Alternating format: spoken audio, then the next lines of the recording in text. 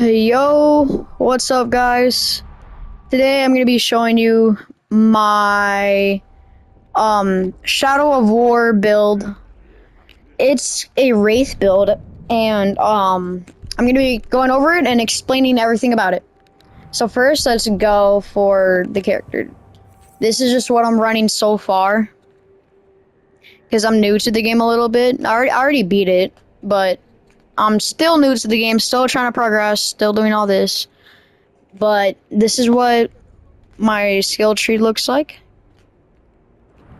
And if we go to inventory, I will be explaining the gear. So I'm using a life gem so I can increase the health I get that's stolen by 4%.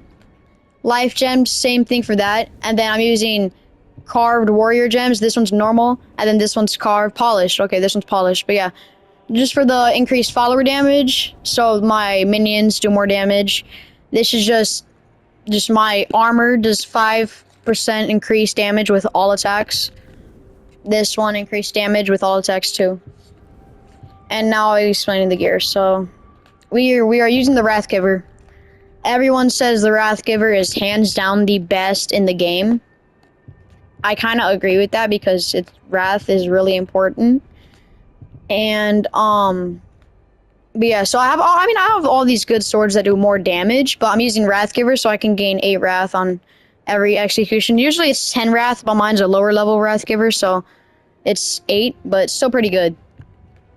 But yeah, if you don't like Wrathgiver, if you don't like using that sword, I either recommend using Urfael or whatever. Am I pronouncing that? Urfael, it's Urfael. I would say either use Urfael or Swords of Sword of Horrors. If you don't like using Wrathgiver, either use Sword of Horrors or Urfael if you want a good build. Okay, use Urfael or Swords of Horrors if you want a good build. Unless you just use Wrathgiver, use Wrathgiver. But yeah, it's really good. Dagger. I'm using this dagger because I get more Wraith on every stealth kill I get, which is really OP. Then I want to use this one so I can keep getting elf shots. Like usually, look, either use Helm's Hammer or use a bow that has a bunch of elf shots like this, because then you can do more attacks. But I'm doing my elf shot gets replenished when a captain becomes dazed, so I get 4 elf shots whenever a captain becomes dazed. For an example, I used to use this one for the undead, but I don't really use undead, and there's a 21% chance that my critical hit applies curse, but I don't like that, so I use the Fireborn armor. And this gives me a 22% chance that a critical hit lights enemies on fire, which is really OP and drains their health. And this is where it starts getting important. So look, either use Mask of the Fell Rider if you use Grog Call.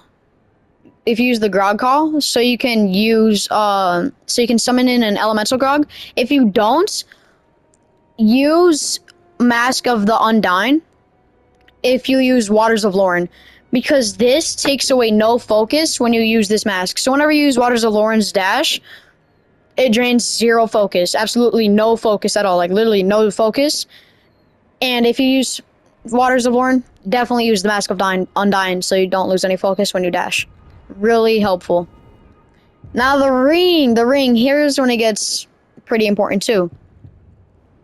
So there is this one ring where it increases the raise the dead radius, which means you have a farther spread of raising the dead to be on your team.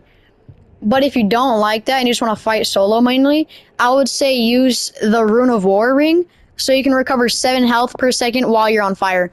And if you're doing raids, you already know there's going to be bombs and fire all over the place. So I would definitely recommend using Rune of War in the in raids, so you kind of get your health back when you're on fire. Really helpful. And then for skin, not important at all. It's really not. I'm just still keeping with this one, the Betrayed skin. I like the ashy white hands. It's super cool. Fits nice. The armor. But yeah. I'd say you guys should definitely use this build. It's really goated. It helps a lot. It's pretty broken. I definitely recommend. So yeah, peace.